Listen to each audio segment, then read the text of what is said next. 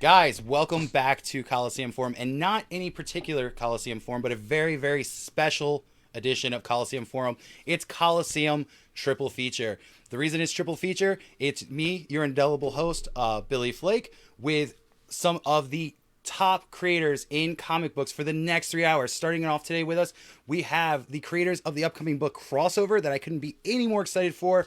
That is going to be Donny Cates, Geoff Shaw, Dee Cunnliffe, and John J. Hill. I'm sorry I butchered your names there, guys. I'm a huge fan. I am incredibly excited to be talking to you guys today. And we're just going to jump right into this. So, Team Crossover, hi, how are you? Thanks for having us, man. It's nice to be here. So, we have this book Crossover. It FOC for it. If you don't know what FOC is, it's final order cutoff. It is this Monday. It's the last day that your comic book shop can order this book for you on your subscription. So, just a warning, call your comic shop, email your comic shop, Facebook message your comic shop, get this book on your sub, because with no hyperbole, this is going to be the biggest book of 2020. You guys just don't know it yet. With that said, you guys are a murderer's row of talent. I think I've said that to you before. I mean, you've got Donny Cates writing, you've got John J. Hill lettering, you've got Dee coloring, you've got Geoff drawing, which is not the first time you guys have all partnered up in various kind of interactions. So I think my first question today is, how do you guys all know each other? Well, Geoff and I went to college together at the Savannah College of Art and Design. He graduated, I dropped out. And I think, Geoff, I was an intern at Marvel and I had just left, or no, when I was there, I hooked up with Geoff at New York Comic Con. Is that right, Geoff? And he was trying to get his portfolio in front of Tom Brevoort, I think, and I was an intern there, and I brought Tom his lunches, and so I got a copy of Geoff's portfolio and I gave it to Tom, and then Geoff was just like, "Oh my God, thank you so much! I really appreciate that. I'll draw anything for you. I love you so much. You're so talented and handsome." And I was like, "Oh my God, Geoff, that's too much." But no, then when I left my internship and I started trying to make comics, obviously. I had hooked up with this writer and buddy of mine, Mark Rez, who's the drummer for the band The Toadies, and we were making a book together. And I thought of Geoff and emailed Geoff, and we did our first book together, Buzzkill, and we've been working together for about almost 10 years now. And then off the top of my head, I don't remember what the first time I met John was. John, do you? Yeah, Josh Williamson. Yeah. Because you were starting to think about doing God Country, Yeah. and he put us together, Right. and we bonded over Jack Kirby tattoos. Yeah, no shit. Yeah, because we both have Kirby shit. Yeah, that's right. Yeah, and so John and I have been working together since a Tomahawk, or not since God Country, and then on a Tomahawk. And then John did all the rebranding for Buzzkill and the Paybacks and Ghost Fleet when we ported all those over to Image. And then Dee and I have been working together fucking forever on everything. Interceptor. Yeah, I think I got I was working with Matt Wilson, and through him I started working with Michael Walsh, and then he passed my name on to Dylan. Yeah. Who would needed help out with Interceptor, and then from Interceptor we had Redneck and Paybacks, and so yeah. So you guys have all worked together on all these different projects like Redneck and God Country, and then now you guys are all together on Crossover, right? So how did Crossover get started? Like where's the idea of this book come from? Man. Okay. So it was January 11th, 2017. Geoff had flown to Austin, and we had done a couple of signings here in Austin at my local shops. And then we got back to my apartment and we were kind of hanging out. And it was the first time that we had a chance to like look at Twitter or go online all day. And we got there and God Country had just exploded. And we had no idea. And it was like this weird, like lightning in a bottle. And this was, obviously well before Geoff or I were ever at Marvel or had done anything. And we just started kind of bullshitting about the nature of comics and the nature really of big event books and like big crossovers and stuff. And we kind of stumbled into this idea of trying to take the same like humanity versus spectacle that we did in God Country and trying to apply that to a standard like event structure. And so we kind of stumbled backwards into this idea of the Avengers, but seen through the eye of something like Cloverfield. And like the last event story that's ever been told is told from the point of view of that guy with the hot dog stand on the corner, and how fucking terrifying that would be. I'm assuming we can cuss on this. It's too late. So we started devising that, and that seems like an obtainable story. And then Geoff was all in on it. And but then I lost my mind and turned it into something really weird and crazy, and that's what we have now. It's like morphed and changed, and I've added stuff, and I've taken stuff away. And you know, also along in that same timeline, obviously Geoff and I went to Marvel, and we did Thanos, we did Guardians of the Galaxy, and then I started writing a bunch of Marvel events. And so there's been a lot of conversations about like, are we really going to do an anti-event book with, it seems like a conflict of interest in that I write all of Marvel's events. But then like, who else better than us, you know, to do it? So yeah, I hope that makes sense. I got to get better at telling that origin story, because that in no way describes what this book is in the slightest. So here's the thing, because we're still about a month away from the book actually coming out, I have some questions for you guys. And if I ask a question and it's like, you know, no bueno, just let me know. But I this is the question, because I've already read the first issue. It's one of the benefits of being a retailer. You guys do something special with the coloring. Can I ask about that specifically? Yeah. Okay. So there with certain characters in the books, we're using Ben Day dots to color them. How did that happen? Well, you know, there's kind of a couple of effects that we're using in the book, and they kind of came through trial and error and kind of back and forth and creative discussions about how we were going to approach the general look of the book, and you know, how to make certain characters stand out. And you know, the pages that are in black and white, there's obviously, you know, the big explosion, the big event is kind of, there's a lot of zipper tones happening, and you know, we're using it to help the characters stand out on the page. Okay. Well, it's a narrative device we had to figure out, because okay, let's just say this really quick. What crossover is about is it takes place in our world that we live in, with like Downey playing Iron Man and all these films and shit in comic book stores. And in the middle of our world, a Marvel DC Image, whatever you want to call it, summer event gets so big that it collapses into our real world. And so we had to figure out using color as a narrative tool to distinguish between the real world, us, and the characters that are from that world. And yeah, like Dee said, there's a lot of trial and error. There's a lot of trying to figure it out. I'm really happy. I think that the book has scenes and techniques and stuff that people have never seen. Oh, I'm in love with it already. Like I said, this is the biggest book of 2020. People just don't know it yet. Personally, one of my all-time favorite comics is Invincible. I see Dee's rocking the shirt there. And, you know, potentially something happens with that in the book.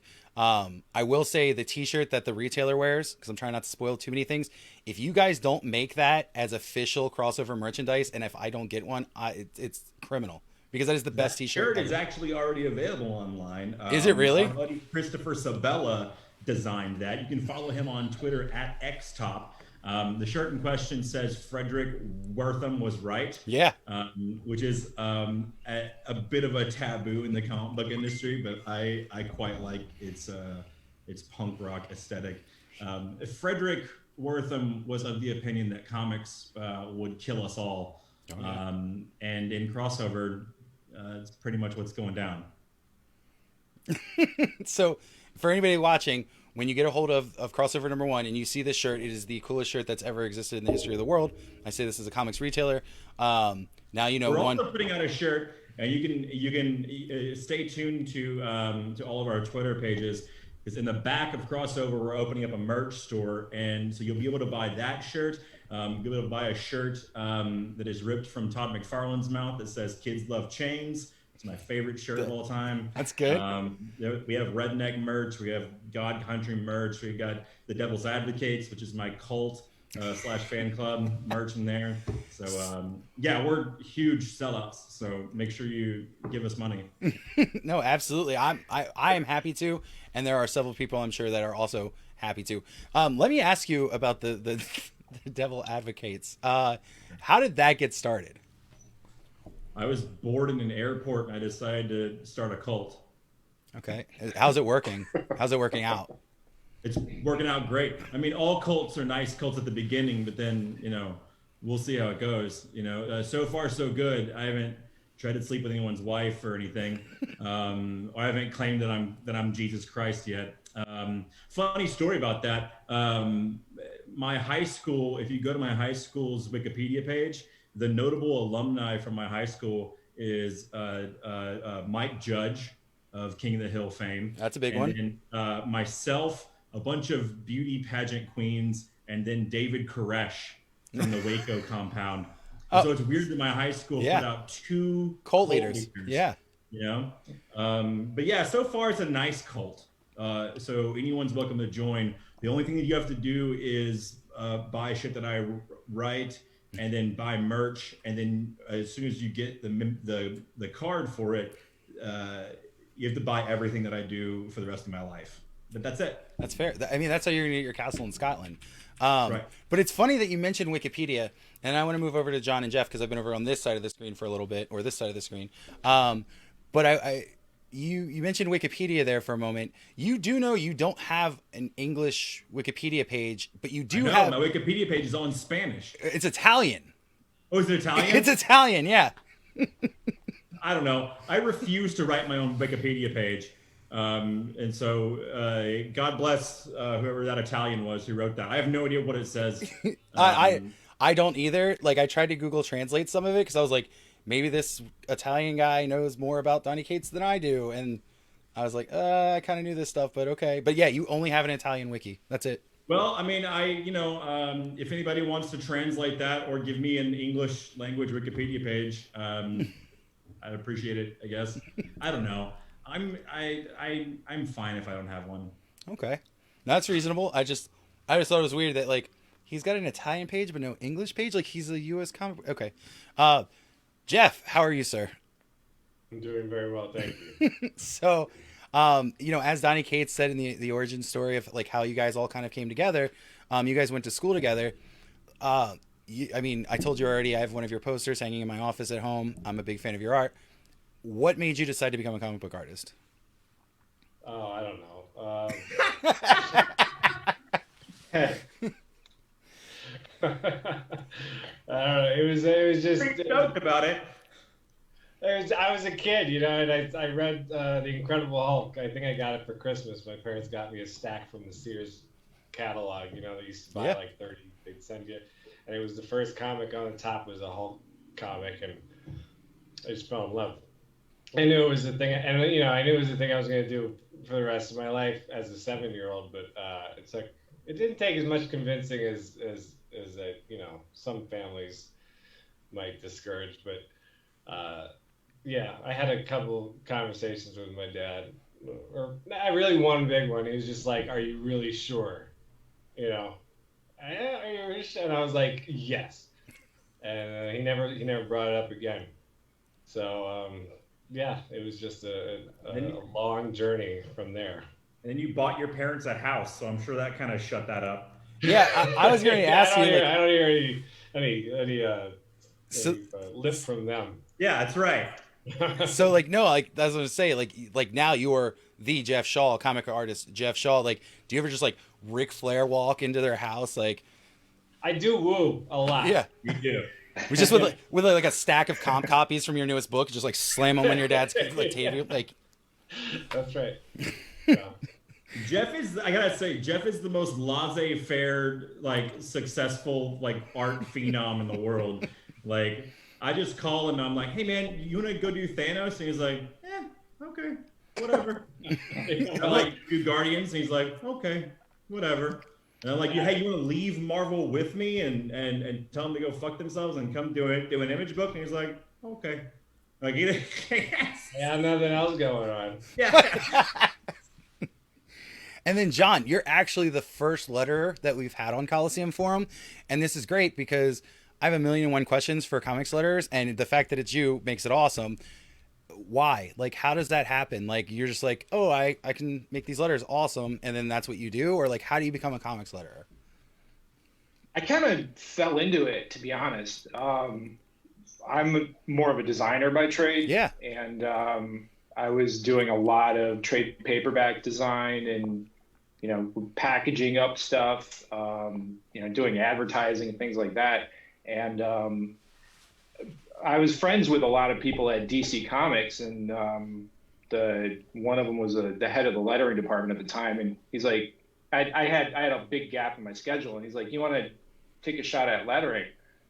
And like, yeah, sure. So I got I think an issue of Superboy and the Legion of Superheroes, which is based on the animated series that was out at the time, and did it for a couple months and started getting more books and talked to some friends who were letterers, and they kind of showed me the ropes about storytelling and things like that. And I already had the background on understanding composition and layout and stuff like that. And I was a comics fan and everything, and it just kind of came together that way. I am, I guess, fairly self-taught in that respect, but I think I letter a little bit differently than most people. I kind of focus more on the composition as opposed to the lettering itself, if that makes sense. Sure.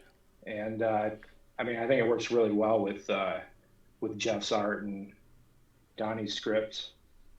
John, didn't you design the logo for Harley Quinn? Yeah, that was one of many. And man, going into Hot Topic. Yeah, I bet. I was going to ask about that. Seeing my shit all over the place. Yeah. Do you do I write Venom. I know how it feels. Right.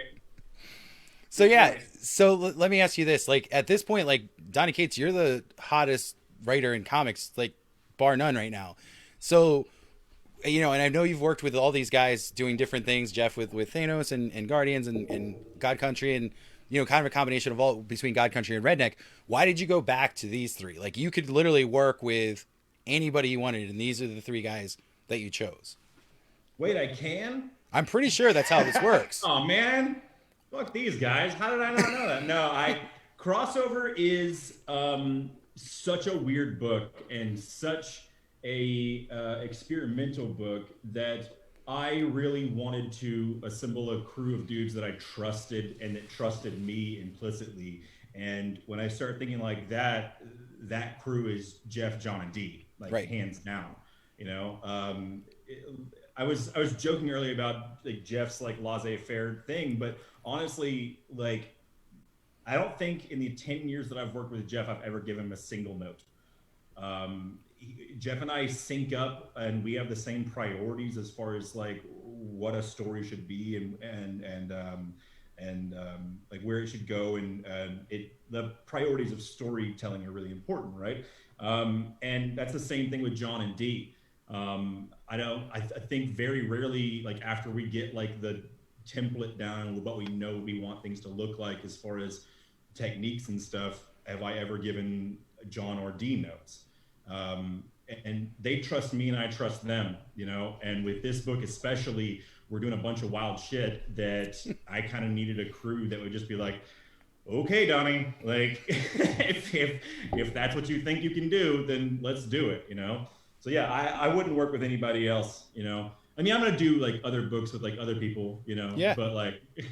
but on the ones that are like important and like that are like jumping off of a cliff, like there's a big difference between doing a book like Thor or Venom and then doing something that you have to build your own structure and your own your own safety net. And if I'm going to go out and do that, like the books that I'm doing right now at Image, I'm doing with my best friends and my wife, you know, because I need like my support structure, because I'm in a weird mood these days. I think it's because I've been doing so much Marvel stuff that when I'm kind of let off the leash and doing Image stuff, I want to go real hard and real dark.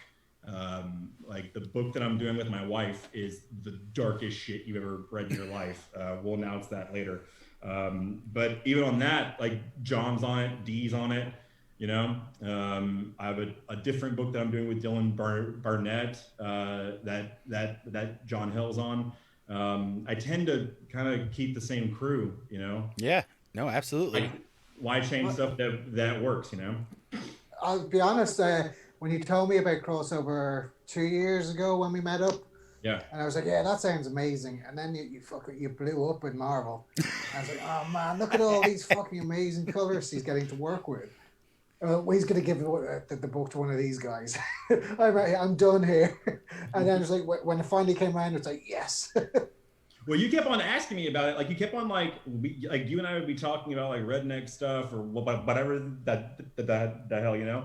And then you would like pop up in my DMs. And you're like, hey, I'm really excited about crossover. I can't wait to read it. And then eventually I was like, wait, does Dee think he's not coloring it? I made that really clear. I was like, no, Dee, it's you. Like you're doing it, buddy.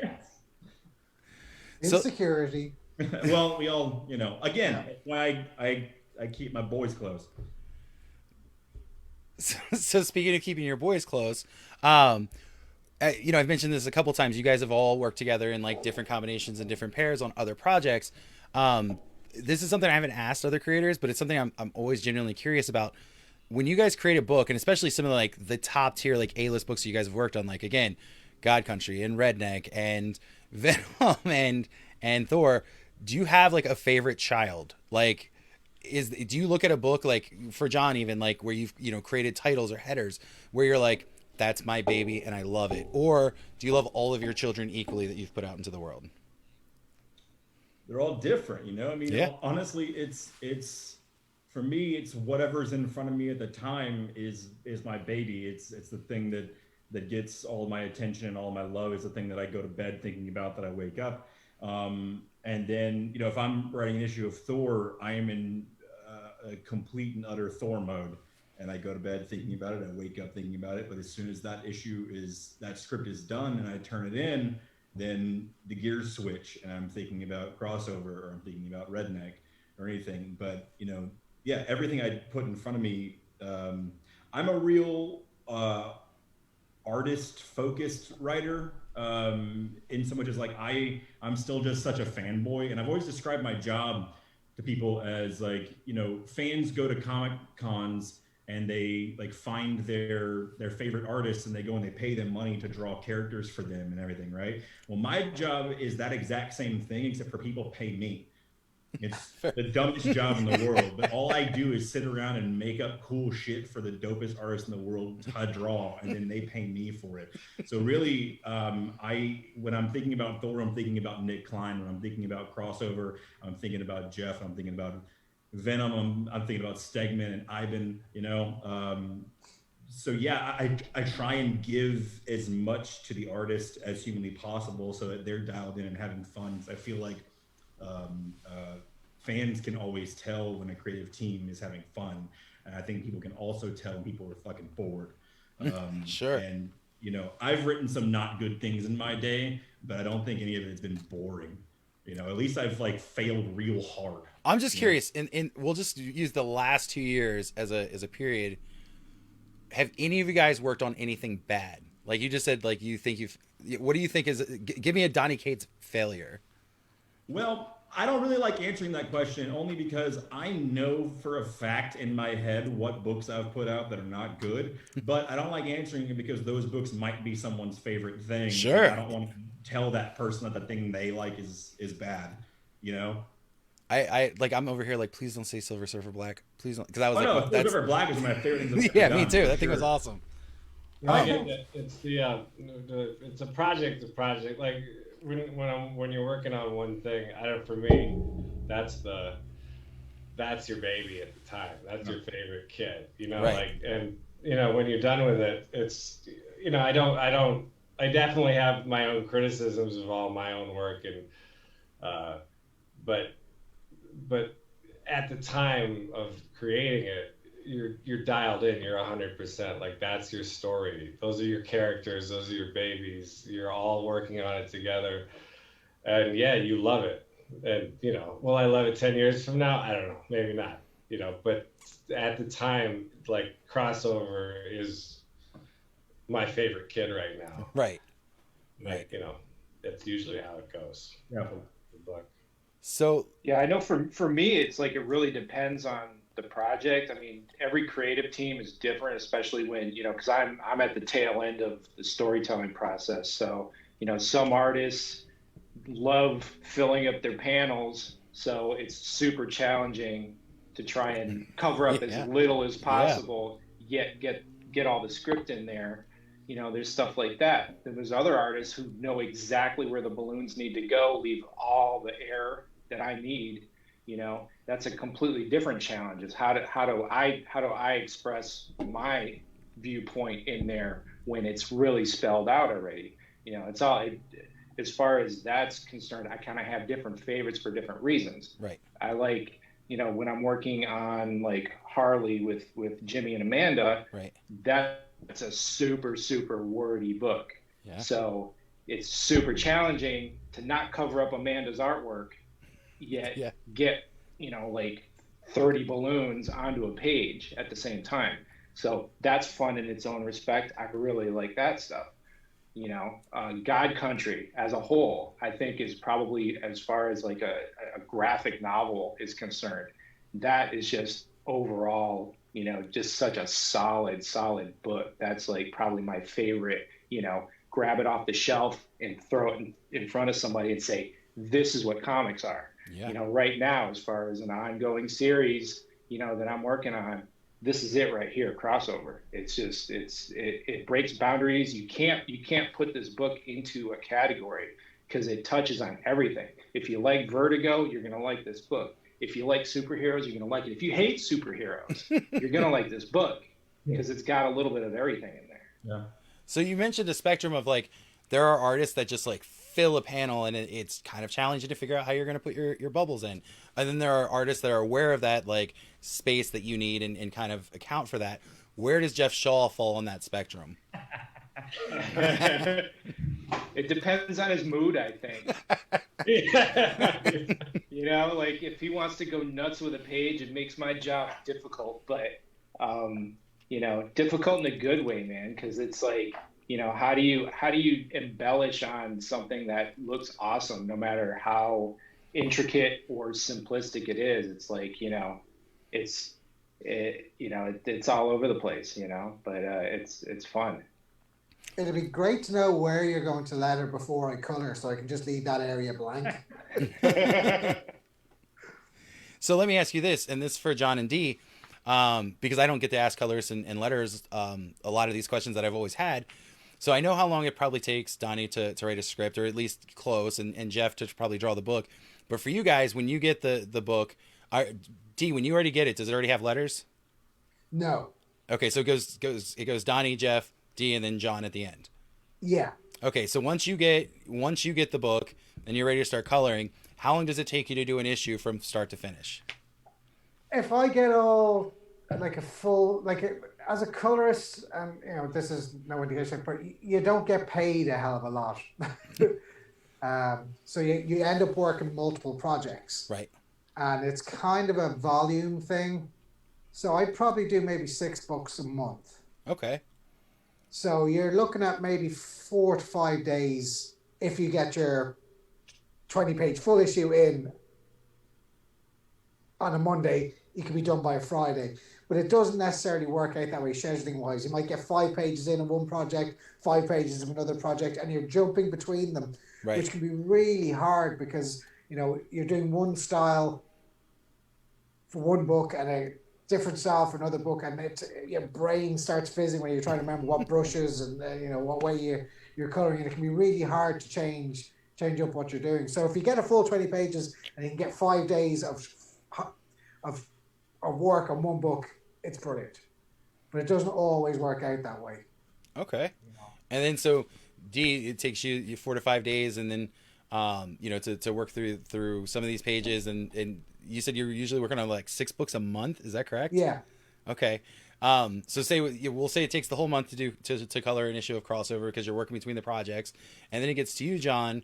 And then how long does it take for you to go in and, like, again, depending on Geoff's mood, how much space he left you and stuff, how long does it take you to, like, do your layouts and then do your lettering?